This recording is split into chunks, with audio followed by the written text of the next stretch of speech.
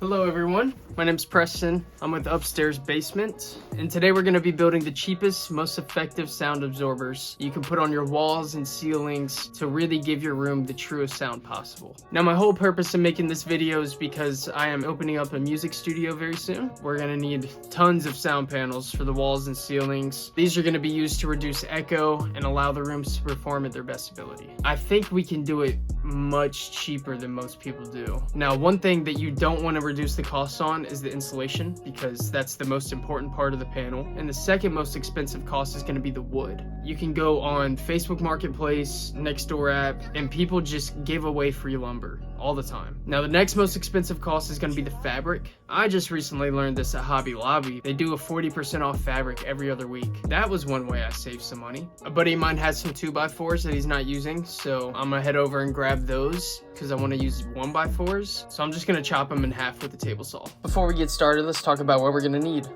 Insulation, wood, power drill, screws, drill bits, staple gun, staples, some sort of wire cutter, angle ruler thingy, scissors, measuring tape, pencil, fabric for the front, fabric for the back, some sort of sander, gloves, a mask, painter's tape, aluminum foil, a hammer, a box cutter, and some sort of protective glasses. I'm gonna drive over to grab those 2x4s, and then we can get to building the frames. I'm excited. Let's do it. So we're gonna chop them in half long ways, like these. I'm gonna go ahead and throw this on the table saw and get to sawing. It's pretty even.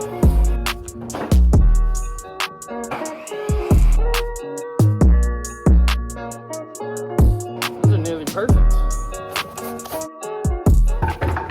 We're gonna do 4 feet for the height, 2 feet for the width. I'm gonna go ahead and measure these to 4 feet and mark them with my handy dandy pencil. Got them all measured, so now it is time to cut. I'm so happy. Make sure they're nearly perfectly the same. That should do it. We got all these scraps left over, so I might use these to make some thinner panels if I end up having extra 4-foot boards. That was fun. Here's all the 4-foot boards we cut. I'm gonna go ahead and sand these with my belt sander, then we will get to screwing.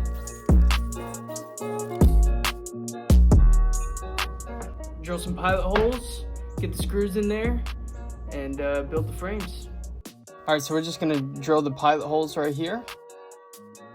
I'm gonna just go around and finish doing all those, and then we'll get the screws out. Here I'm using 1.5 inch Everbuilt flathead screws.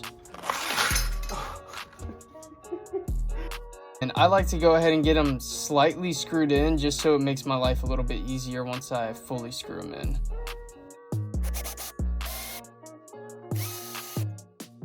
You don't want to get them too tight, but just have them nice and flush up against the wood.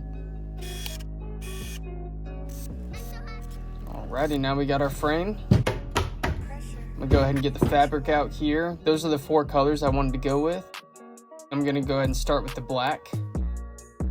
And this part is pretty important. You want to make sure you have some extra fabric at the end, because if you cut it too short, then you're not going to be able to pull it all the way over.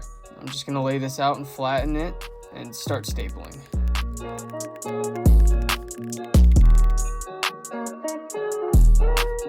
But here I'm just going to cut off the excess fabric. Just to make sure there's no creases in the fabric, you want to make sure it's pulled nice and tight. Even if you have to do 1 staple at a time, it's more important that it's very tight. And I like to pull on the end a little bit just to make sure we're headed in the right direction. Hammer some of these in that didn't go in all the way. With the corners, you kind of want to fold it like a present. I like to get a nice clean fold there and staple that in. And then here, it's all about rolling. So I just roll and roll and roll until it's very, very tight. I like a nice clean seam there.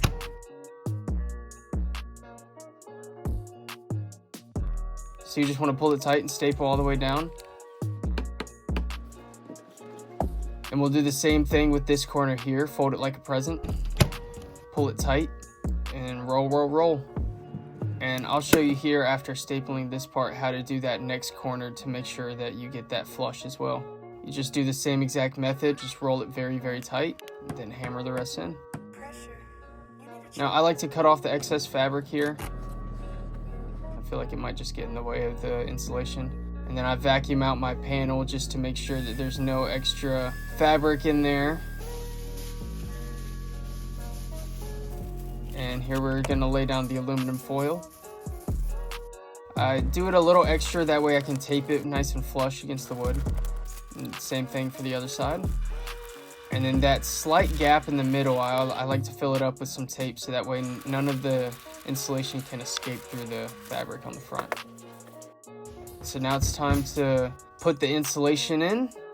I like to start with the fabric on the back and get one side of it stapled in. I feel like it makes my life a little easier when it comes to putting the insulation in.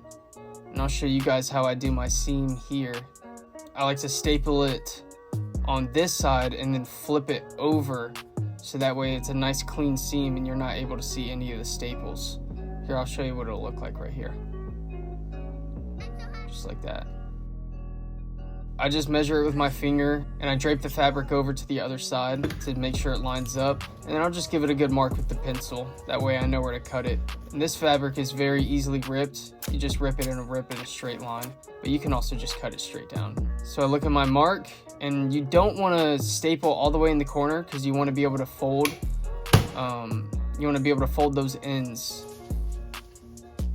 So leave a little bit extra fabric on each side and make sure it's nice and tight on the far side there. Gonna hammer these. And you'll see what I'm saying here. Nice clean seam. So I'm only gonna start with that first side and then I'm gonna throw all the insulation in. Make sure you're wearing gloves and mask for this. And these panels come in 16 inches, but I went ahead and cut one of them in half. So I have a 16 and an 8 inch, which fits perfectly into 2-foot boards.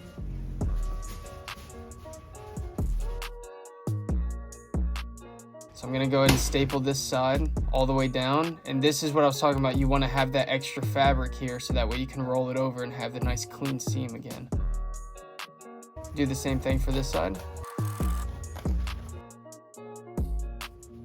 And last but not least, we're gonna go ahead and add some air gaps here.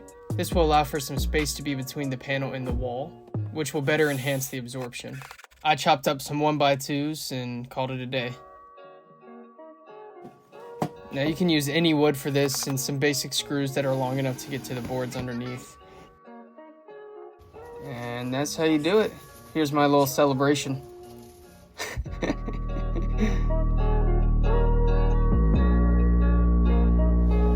That's really all there is to it.